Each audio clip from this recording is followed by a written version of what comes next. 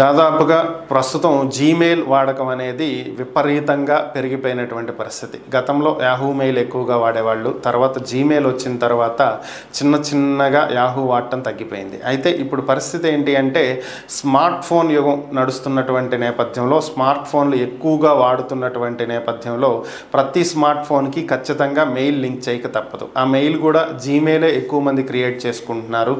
అలాగే కొంతమంది mail create చేసుకోవటం, ఆ తర్వాత దాని పాస్వర్డ్ మర్చిపోవటం, దాన్ని రీసెట్ చేయలేక లేకపోతే రీసెట్ చేయటం తెలియక అవసరమైనప్పుడు దాన్ని వదిలేసి ఇంకో కొత్త మెయిల్ ఐడి క్రియేట్ చేసుకుంటాం. ఇవే కొనసాగుతున్నాయి. వీటి వల్ల సర్వర్ల మీద లోడ్ ఎక్కువ పడుతుందని, భారీ స్థాయిలో జీమెయిల్స్ పెరిగిపోయాయని, కాబట్టి జీమెయిల్స్ని డిలీట్ చేయాలి అని చెప్పి గూగుల్ నిర్ణయించుకున్నట్లుగా తెలుస్తుంది.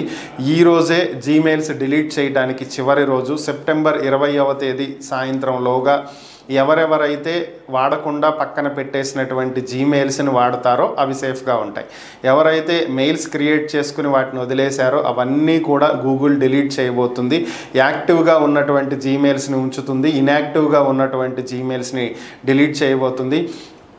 మెయిల్ అవసరం అనుకున్నటువంటి వాళ్ళు వాళ్ళ మెయిల్ని యాక్టివేట్ చేసుకోవాలి అంటే ఈరోజు ఈవినింగ్ లోపల మెయిల్స్ని లాగిన్ చేయటం, ఉన్నటువంటి మెసేజెస్ని అన్రీడ్లో ఉన్నటువంటి వాటిని రీడ్ చేయటం కానీ, లేదా వేరే ఒకరికి మెయిల్స్ పంపించటం కానీ ఇలాంటివి చేస్తే అది యాక్టివ్గా ఉన్నటువంటి జీమెయిల్గా గూగుల్ పరిగణిస్తుంది.